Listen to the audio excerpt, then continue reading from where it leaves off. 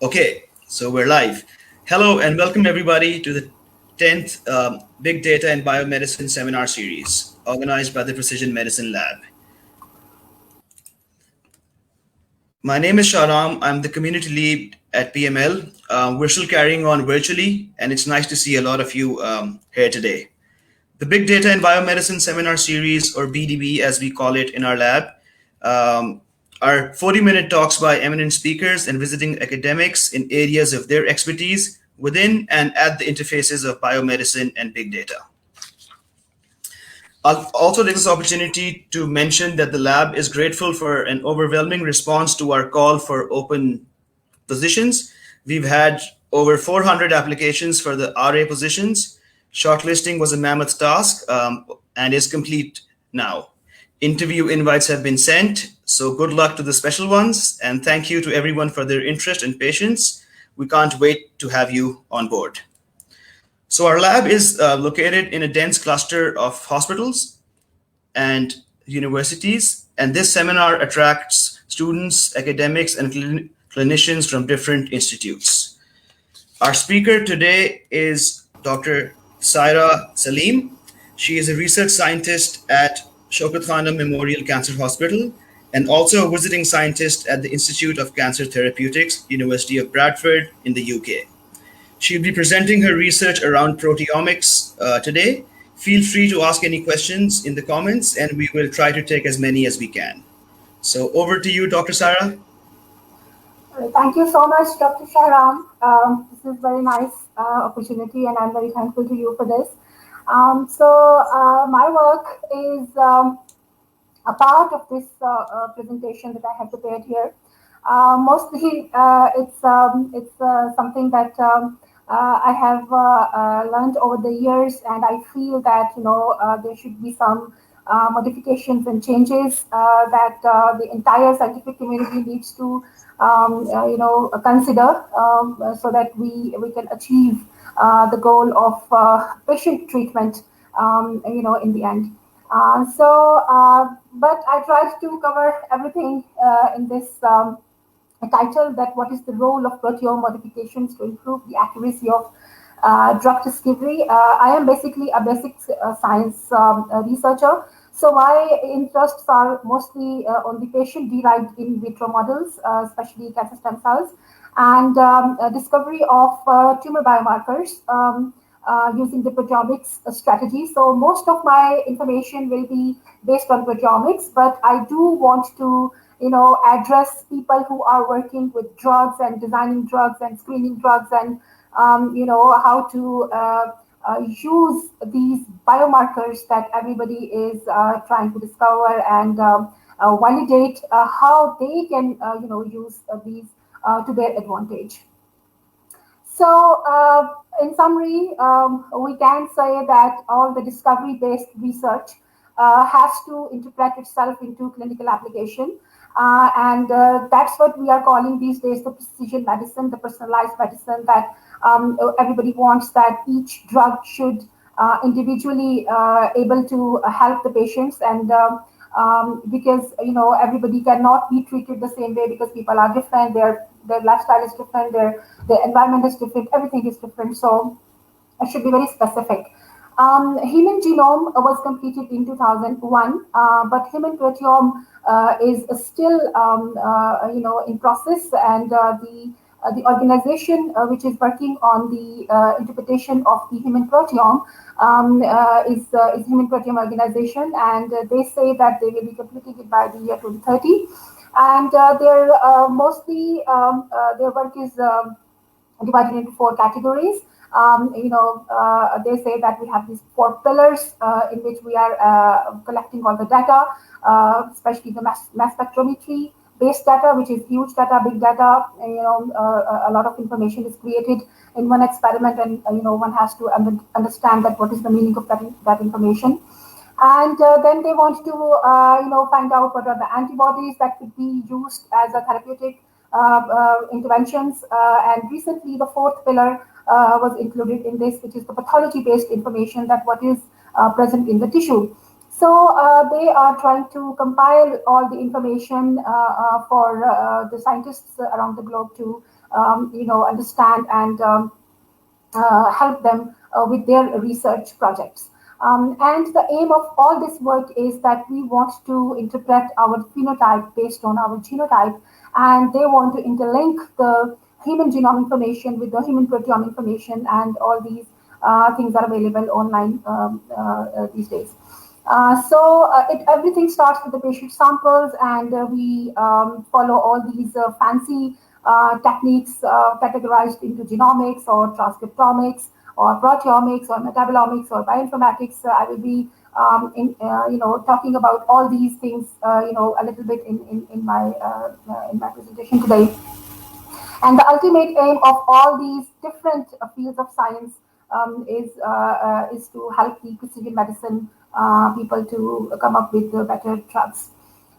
So I'm just going to take you to the very basic information that every scientist should have in every field, which is the central dogma of the science, that DNA, it transfers itself into RNA, and then the RNA sends its message, translates itself into protein, and the proteins are basically the functional entity in the cell. And if you study the proteins, that is called proteomics.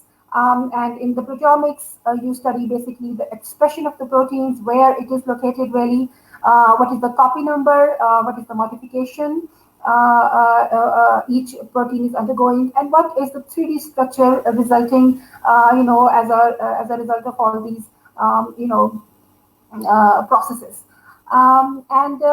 This is a very basic information that all the proteins are made up of amino acids, and all the amino acids are categorized into four classes based on their charge or their polarity. The non-polar amino acids, and the charged amino acids, and the negatively charged amino acids, and the polar amino acids. And in my slides to come, I would just like to mention, for example, if I say tryptophan, and if you see TRP somewhere, that means tryptophan, and if you see lysine or K, that means we are talking about this particular amino acid. So I just thought that I should put this slide over here so that you get a quick reminder of what these amino acids are. And if any of this amino acid undergoes any modification after the translation that we call post-translational modification, it could be hydroxylation if the protein is, you add a hydroxyl ion to a particular protein. If you add a disulfide bond or glycosylation or methyl group, all these post-translational modifications basically assign a certain function to that protein. So if I try to describe it in a very simple way, that means that protein on its own, its generic structure, it is performing a certain function, and if you phosphorylate it, its function will change. It will either become active or non-active or more active, or it will perform a function which you do not require, or maybe it will perform a function that you do require in a certain cell. So this is very, very important to understand not only the proteins expressed in a certain tissue. We need to understand that what modifications are happening to that protein, and according to a popular opinion, and from various studies, I gathered this information that there could be 100 plus modifications that one protein can undergo. So you can imagine that one protein can perform 100 different functions if it undergoes 100 different modifications, and these modifications can be simultaneous as well. So we know that in the nucleus you have the DNA, and then it makes the messenger RNA. But if anything goes wrong in this entire process, whether you get no protein, messenger RNA does not get translated into a protein, or if it creates too much protein, if the protein is shortened, if it's the amino acid sequence is wrong, any of these events would ultimately result in a disease. And because I am working on cancer, so when I will say disease, that will basically mean cancer. So we want to know what is the tumor region, which cell basically creates the tumor. And I'm going to touch here the cancer stem cell theory, which say that any of the cell, for example, I have shown here a colon crypt. Throughout its structure, various cells are distributed. So these are the differentiated cells at the top. If any of these differentiated cell collects any molecular inserts, it can transform itself into a cancer stem cell, which can create a tumor, because all these mechanisms have been disrupted through the mutations. These transient amplifying cells, these could accumulate similar mutations, or it can undergo the differentiation, and it can go back to the stem cell phase with the wrong genes, with the mutations in the DNA, and it can also result in the formation of the tumor. And then there is this stem cell compartment at the very base of the column crypt, and these are already stem cells. These are already, their memory is really good, and they, accumulate. They live very long, and they just keep sitting there. And if they happen to transform after collecting the mutations, they are going to make the cancer stem cell. And here I have shown a cartoon of a cancer stem cell of the colon. If it expresses CD133, CD26, and CD44 on its surface, many studies have published that this particular signature on this surface of the cell gives it the ability to, initiate a disease or regenerate the tumor, which we call recurrence. And if we consider the neoplastic injuries in the normal colon happening at a faster rate, it can result into adenoma, which is probably not that bad of a situation. Maybe patient is still living a quality life, but if everything goes really out of control and all these injuries are larger, and you can get a lot of cancer cells which are red over here, it results into the cancer. This basically has given information to the drug developing companies that they do understand that we have to kill the entire tumor, not just the bulk of the tumor, because the standard approach, the current drugs which are being used, like cisplatin or doxorubicin, they kill the bulk of the tumor. But these cancer stem cells, they manage to survive. That is why the disease doesn't go away, and it comes back after a few years. After understanding the behavior of these cancer stem cells, the drug developing companies have modified their approach, and they want to, there are many drug trials ongoing these days that are targeting these cancer stem cells, so that the entire, tumor or the mass of cells could be eliminated for a durable response, so that the quality of life of the patient could be improved. Now I'm just going to talk about this Bible of cancer, the hallmarks of cancer. It was published back in 2000, and the Hanahan and Winberg, they published again in 2011, after like a decade, with these capabilities, which they say that the cells acquire in order for them to grow and sustain and survive and evade the death. So initially there were like 6 of these hallmarks, and later on they added 2 more, and there are enabling characteristics as well. And all these symbols here, for example, this arrow basically shows that the cells will keep proliferating, they will keep dividing. This sign basically shows that cells can evade the growth suppressors.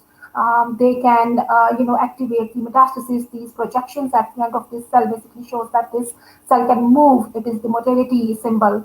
And the infinity symbol shows that the cells will keep replicating immortally. And they will keep creating blood vessels, and they will be resisting the cell death.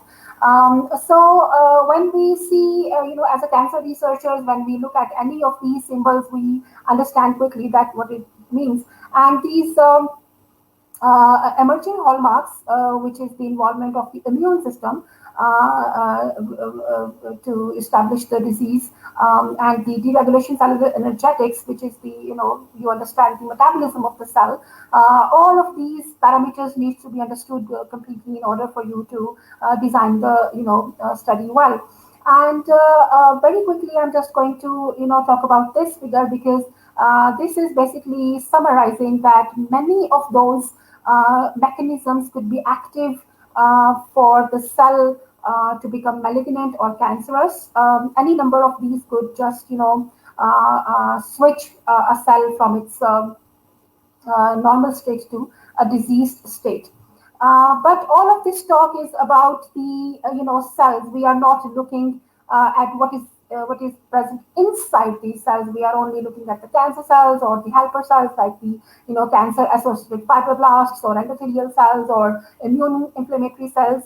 And according to many articles available on in the literature, the behavior of these cells basically decides that whether the disease is present in the primary organ and it has moved to another organ to cause the metastasis. But what we want is that what is going on inside the cell. We don't want to just see that cells are moving from one place to another, or how they are bringing about all these mechanisms is important for us to understand. And this particular circuit of the cell is showing what is going on inside the cells, and all we see here are the proteins, many proteins, and a collection of certain proteins will bring about a certain mechanism. For example, this group of cells will make the cells to divide. This group of cells will help the cells to cause its death. And these death factors will enable it, and these growth factors basically help the cells to keep dividing. So whatever you want to study, whether you want to study the angiogenesis, how the tumor help itself by making more blood vessels around it, or how it evades the death, or how it keeps dividing, you need to understand what is going on, among these proteins, how these are talking to each other, how these are helping each other, how these are playing their role. And at the same time, we need to understand that what kind of post-translational modifications will change the function of that protein. So, for example, if a certain protein, this Fas death ligand, it is supposed to kill the cell. If it undergoes a post-translational modification, it will not perform its function well. So, to design a therapeutic study, whether you want to target something inside this cell which could stop the cell, you need to have the better understanding of all the proteins inside that. And over the years, people have, been working on various drugs which are, addressing these proteins inside these certain mechanisms. So, for example, if you want to inhibit the formation of the blood vessels around the tumor, you need to work on the inhibitors of the VEGF signaling, the vascular endothelial growth factor signaling, this entire, cascade. It's a mechanism. And if, you want to stop the cell proliferation, probably you want to screen or you want to work on the drugs which are EGFR inhibitors. So the understanding of all these different mechanisms helps the researchers to select the drug of their choice to better target these mechanisms and stop them. A very famous example these days is the programmed death ligand blockade antibodies. And many researchers around the globe are working on these antibodies and their ligands, and they want to understand more about it, although it's an approved treatment strategy these days. And if we just want to look at the two sides of this particular image here, it shows you that the programmed death ligand, it's binding with the PD-1 is stopped through this antibody. Now I will refer to this image again in next of my slides. I just want you to remember this for now, that this blockade antibody, this treatment for this particular cancer, is based on the binding of this interventional antibody to this entity here. And what should be considered here for the more specific binding of this antibody on the complex. So I'm now going to take you to the Omics world. All these genomics and transcriptomics and proteomics and peptidomics, all these studies are collectively called as omics. And I'm just going to summarize what I said earlier, that if the genes are properly translated into proteins, their post-translational modifications will help and decide what their function will be. And if we try to define these proteomics, it is a large-scale analysis of the total proteins complement of a cell, tissue, or organism under a specific defined set of conditions at a certain time. And mostly this proteomics term is considered similar with the data generated by mass spectrometry, although there are many other techniques through which the proteomics could be achieved, the data could be created, and the proteins could be studied, like microarrays or nuclear magnetic resonance or X-ray crystallography, as well as the bioinformatics. And based on the type of the tissue that you are studying, the proteomics could be plasma proteomics, and if you are studying the membrane proteins, it's the membrane proteomics. If you are studying the bacteria or the biome of the tissue, this is a very in study these days. That each organ in the body has its own biota. It has its own set of bacteria, and maybe those bacteria are contributing in causing that disease. So when you study the microbiome, it's a microbiome proteomics. And if you want to study the messenger RNA and their proteins, that's proteogenomics. Single cell proteomics is the study of the single population. If you isolate it, and nanopore sequencing is the study of those proteins which are present in the membrane, making the channels. So when you study all the proteins which are causing cancer, that's oncoproteomics. And if you are able to use certain techniques that can quantify them, you can call that as quantitative proteomics. And oncoproteomics or quantitative proteomics have been used in finding out the drug targets or synthesis of or degradation of these drug targets or signaling pathways. We want to understand the disease biomarkers, because if we will have information on specific disease biomarkers, it will be easier to design the drugs. And of course, the epigenetics and stoichiometry is playing its role as well. So all these techniques to study the proteins, these could be categorized into two, low throughput or high throughput. And in the low throughput techniques like protein staining with Gomasi or silver stain or immunohistochemistry or Western blotting or spectrophotometry, these are the classical techniques.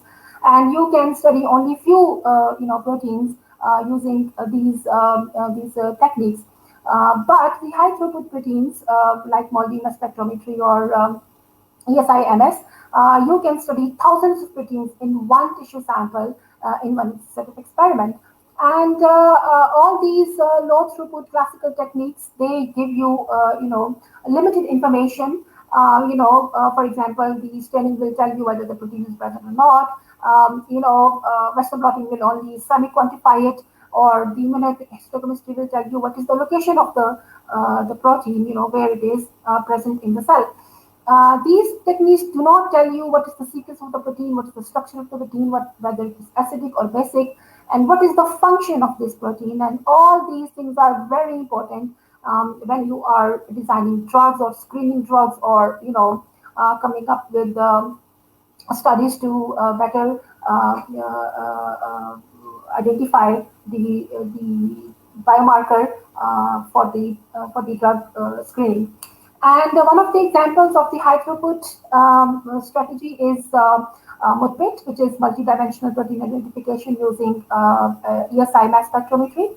And because I want you to understand the importance of how the data is generated, it is easy to, maybe not easy, but you can compare and analyze the data using your fancy techniques of the big data science or precision medicine or drug screening strategies. But everything boils down to the fact that how well a certain data was generated. So this is the design of a simple experiment where you take a protein sample and you digest it with the help of trypsin into small molecules which are peptides, and then you add a certain weight to each type of tissue that you are using. So in ITRAC labeling experiments, the normal tissues are added a weight of say 114, and the benign tissues, which are non-disease tissues, they are added in a weight of 115. Non-metastatic tissues, a cancer which is still present in the primary organ, it has not spread here and there. If you add a weight of 116 label, and the metastatic disease, if you add the label of 117, it is easier to compare these tissues if you want to calculate the ratios. So once you have labeled all your tissues, you can just compare the diseased state with the non-cancer, and when you divide these any values from these tissues, you can get the ratios, and it is easier to compare those ratios that what's going on in the disease. And once you have these peptides labeled, you can spread them with the help of HPLC, and then analyze with the ASI or MS, MALDI MS, which creates the spectrum of all these oins, of all these peptides here. And because you have added the labels to these peptides, you can trace back the peptide peak back to its tissue of origin. So you can easily identify which peak belongs to a normal tissue, which peak belongs to a benign tissue, which peak belongs to a non-metastatic tissue, and which peak belongs to a metastatic tissue. And it is easier for you to understand the mass to charge ratio of all these peaks, which you can analyze later on. And there are many databases available online where the mass to charge ratios of all these peptides for all the proteins are present theoretically, and you can just match your data to those peptides. Here, I'm just going to describe in a schematic way what I just said, that you take a protein, you digest it into peptides, and once you have the peptides, you assign certain oins to them by shining laser on them in the MALDI spectrometer or the ASI spectrometer, and you get the peaks from each of the peptide here. So this yellow peptide, I'm just going to follow this. So this yellow peptide from the protein is showing as a peak here. And it is, if I match its sequence to the theoretically available sequence of the amino acids of that protein, I can locate that this particular peptide is basically coming from this part of the protein. So in order for you to understand this data, you have to go back and forth to understand what is present theoretically in the databases and what is your experimental outcome, and you can just match to find out that what's going on. And all of this work that can basically be summarized as a biomarker discovery pipeline, in which you identify differentially expressed proteins between the diseased and the normal tissue. You label them, and you get thousands of proteins in one experiment. And from those thousands of experiments, you can select few proteins of your choice, of your interest, or the proteins which everybody along the globe is working on or studying, or you can validate those candidate proteins using immunohistochemistry or Western blotting, so that you can see what is their expression in a larger number of patient cohort. Of course, these discovery first step is very expensive one, so you cannot analyze many tissue samples from the hundreds of patients. So what you do is that you take few samples, 20 or 30 or 50s, and identify the proteins, select few of them, and then shortlist further for the clinical evaluation using the easier the cost-friendly methods which are available. And following this technique, we recently studied colon cancer. And these were the various group of proteins that were identified in our patient tissues through the multimass spectrometry. And with the available softwares, we analyzed this data and sort of group them into various mechanism based hubs that for example, this particular group is driving a certain mechanism, this particular group is driving another mechanism. So all these different hundreds of proteins are driving a certain mechanism. So from this, one of the hubs of these proteins, we selected MMP9, matrix metalloproteinase 9, which is an enzyme, and it plays its role in metastasis, the spread of the disease. And we analyzed its expression in 100 of patient samples to see, what's going on, whether its expression is individually expressed. And we found out that this enzyme basically plays its roles when the disease is quite advanced, and its importance has been highlighted in other studies that it's a serum marker for many cancers, but of course it's not like a definite diagnostic marker for the colon cancer. So this is a certain biomarker which is still in the discovery phase. And because I'm very much interested in this particular enzyme, so I have put here the sequence of this enzyme. It's a huge enzyme. And all these amino acids, they basically transform, they make its particular structure. And all these amino acid sequences, builds a certain domain of this enzyme. And when you say pre, pro, and active enzyme, or the latent or active enzyme, we all know that a latent enzyme is the one which doesn't do anything; it is just sitting in the cell. But once it's been activated, this initial part is removed from its structure, then it becomes the active enzyme. So this is very important to know the sequence of the enzymes to understand their function. So if, for example, you identify or you see a full length enzyme, it means that it is inactive. It's there, but it's not doing anything.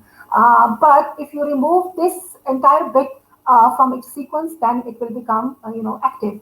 And these are other domains which are creating these structural components.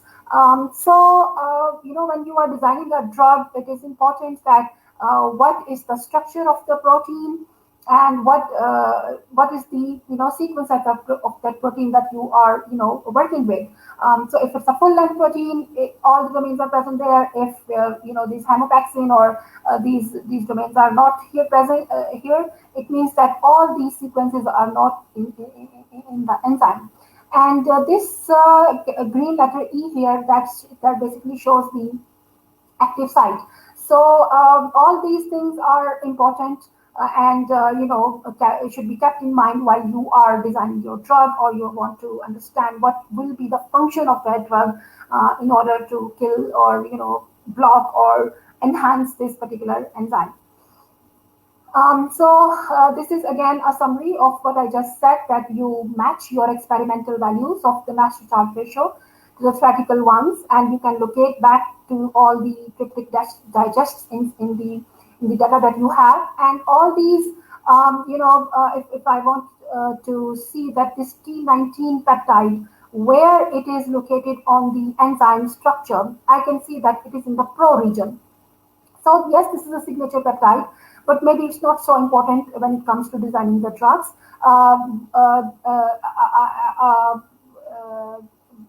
Those peptides are more important, which are present downstream the active site or active region of the enzyme. And the multimass spectrometry or the ESIMS, it gives you the chance to identify all these sites and sequences and the peptide signatures of the enzymes. So if we now only focus on the post-translational modifications and try to define it. It's a reversible or irreversible addition of functional group that modify protein function by altering protein structure, subcellular localization, protein-to-protein interactions, and degradation, thereby influencing many cellular processes in health and disease. I have come to realize over the years that it is very important to understand the definitions of things because basically that tries to summarize everything there is to that. So if we, slowly understand this with the mind that we are trying to design a drug or we want to, make it more sensitive or selective or if we want to improve its accuracy, what is it that we need to understand? We need to understand that what is the structure of the protein, where it is located, and how it is interacting with other proteins, and what is interacting with other proteins, and what is causing its degradation. And if there is something which is expediting these processes, which is affecting these processes, we need to fully understand those as well. So I cannot just blindly take a data where the information on the post-translational modification is not available. You have to be more specific that yes, I'm going to analyze this data, but what is the, are there any studies to find out that a certain protein undergoes what kind of modifications, and hence what will be the change in its structure, what will be the change in its localization, whether it will move from the surface to the cytoplasm to the nucleus, where it will go after that modification. So, all these things need to be understood better. And these post-translational modifications, these are, categorized as chemical, if methyl group or phosphoryl or acetyl group is added. It is a polypeptide modification if, you are adding ubiquitinations. And it is a modification by a complex molecule as well. For example, a lipid molecule, a big, glucose molecule is added to the structure of the protein. It is just going to make it, more heavier, and its function will change altogether. And it could also be a modification of a particular amino acid or on the polypeptide backbone. It could be deamidation. It could be, any change in the structure of the amino acid itself. So all these modifications, they need to be handy. This cartoon shows the change in the behavior or the function of the matrix metalloproteinases. So I just want you to quickly understand that a post-translational modification can make an enzyme inactive. It can make an enzyme active. It can change its site of excision. It can change its location. So any data which has the information on the post-translational modifications of the protein would be much more valuable in designing the accuracy of the drugs. So, from one of the articles, I should have added the reference here, but I think it's from the same one. I got this very interesting table, which is listing the identified post-translational modifications of the matrix metalloproteinases. And the matrix metalloproteinases are, almost 27, 28 enzymes in this family, and each of them play very, very important role in developing cancer, especially in its spread. They are called the biological scissors. They make the way for the cells to move from one place to another. So these are the different type of acetylations, the modifications that they undergo. I recently came across this study where they analyzed and compared the cancer genome atlas data with the clinical proteomic tumor analysis consortium to study 4 different types of BRCA breast cancer. And here these cyan circles are proteins, and these green triangles are messenger RNA. So they compare the messenger RNA and the protein data and try to find out the hubs of the protein which are important there. So again, this data, whether the post-translational modifications were considered here or not, that is important. And in this particular article, they have highlighted the importance of phosphoproteomics and precision medicine, its application and challenges. I found this one very interesting. And all these examples that I'm going to show here very quickly, because I think I'm short on time now. are that there are studies available on proteomics where people have tried to identify the individual post-translational modifications in one protein. So histones are the proteins bound to to the DNA, and this particular protein undergoes acetylation at lysine 27. They have pointed out the exact the amino acid that undergoes that change. The study design is the same. They separate the proteins, and then they use the mass spectrometer to create the OINs peptides and find out their peaks for the mass charge ratio. And these red boxes, they represent the acetylation of certain amino acid. These yellow boxes, these represent the phosphorylation of the amino acid in the sequence. And the purple ones are, if I'm reading it right, the oxidation. So, these various post-translational modifications on the sequence of the enzymes, these are published by this group. And similarly, the addition of the glycan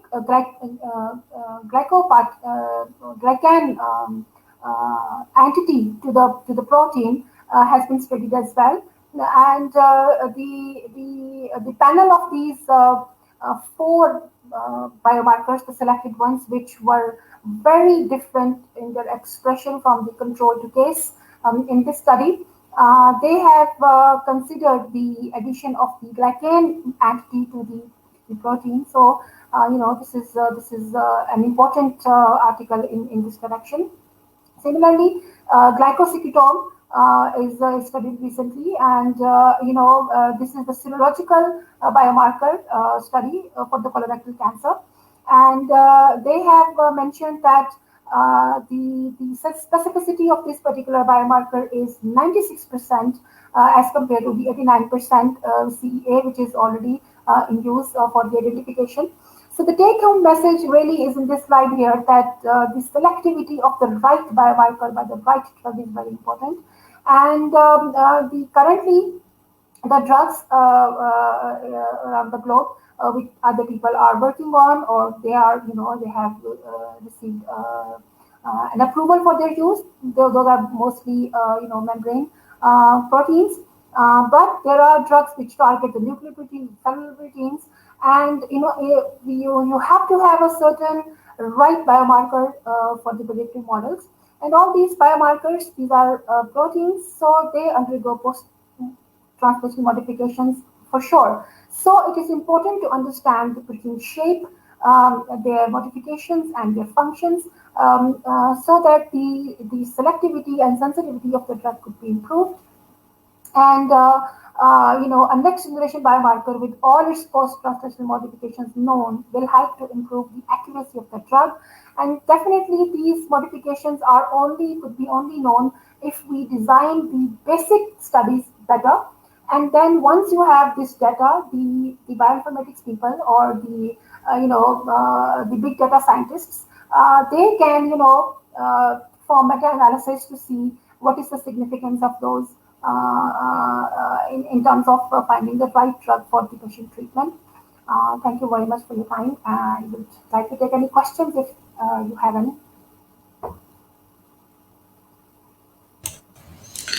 Sure. Thank you very much, Dr. Saira, for a very extensive presentation on the role of protein modifications on drug discovery and purposing. So we do have a few questions. Let's see if I can bring them up here. So, Abdul Salam, is it possible to identify unique surface protein biomarkers for a specific cancer that can be used for targeted immunotherapy? Are you able to Uh, read questions? Yeah. yes, I can. Immunotherapy is a very, very exciting field.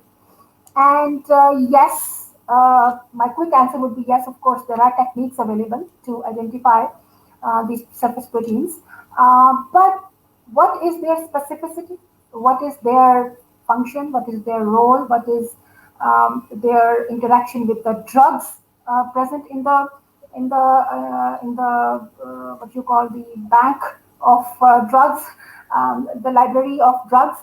That needs to be studied with real effort before deciding that yes, this is the marker for the immunotherapy. Great, thank you. We also have some more. We'll try to take as many as we can. Sure. Shagufta, what could be a cheap alternative with good results for such analysis? Cheap alternative. Well, unfortunately, now we are at a stage of science where things are picking up. And if we go back 50 years, maybe techniques were cheaper and easier, but the information was limited as well. These days, we have all these sophisticated equipment, this sophisticated material, that we can use to get more information in less time. But unfortunately, this is expensive. Sure. Thank you, Shagufta. Okay, Arsalan, what Shaukat Khanum Hospital and Research Center has achieved so far in oncoinformatics research, and what could be future ambitions? Oncoinformatics, if well, it's a dream of everybody these days to have the bioinformatics labs available, the dry labs. But Shokathanam for now is more focused on the wet lab work. We are generating data, we are creating data, and we hope that people around the globe and like the CCOS Precision Medicine Lab, they could take up from us the data that we generate, and but for now we are focused on wet lab work. Wet lab, sure. Okay, Mariam, phosphorylation is widely studied. Why can't we focus on ubiquitination that can cause degradation of cells? Right. Well, generally, phosphorylation is associated with the activation of the enzymes. So, if a certain protein is there and you phosphorylate it, it will become active and start to perform its function. So that is why people are studying phosphorylation more, because they want to understand that what is the function of this protein and how it could be stopped if it is causing chaos. So, but ubiquitation is also, under consideration by many groups, and I have come across many articles. But phosphorylation is more focused work on the active enzymes. So maybe it is. Sure. Maybe just one more quickly. Sure. So, role of microbiome in inflammation has been explored too.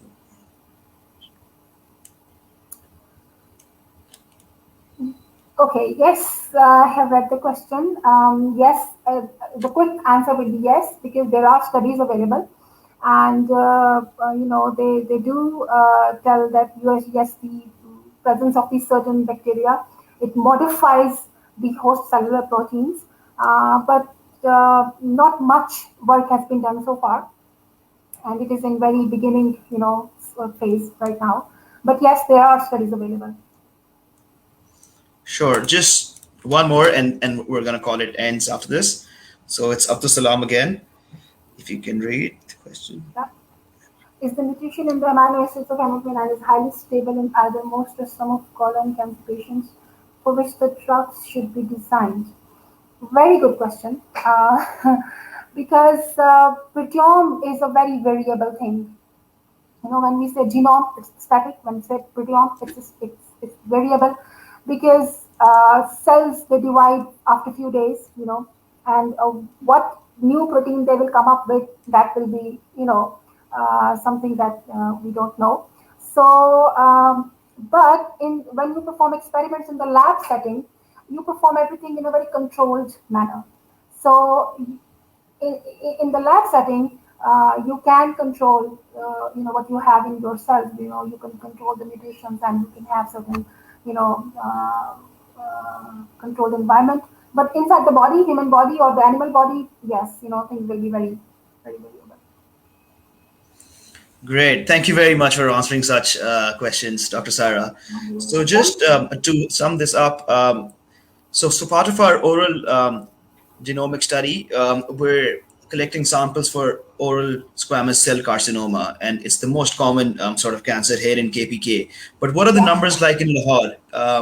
Do you come across many OSCC patients, or how does it look like? Well, I recently published an article on the tongue cancer. So I would probably remember the number for that. But I think that the report that we generated from our institute, it's 5% almost, of the patients that we see here who are head and neck cancers. Yeah.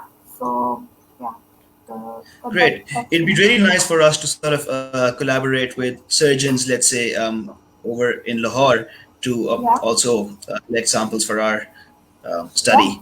But thank you very yeah, much. And if there's any more yeah, questions, I can share Dr. Saira's email address here with her yeah, consent, of course. yeah. And if you've got any questions, you can always ask her. Thank you very much for joining us, Dr. Saira. We're Thank you.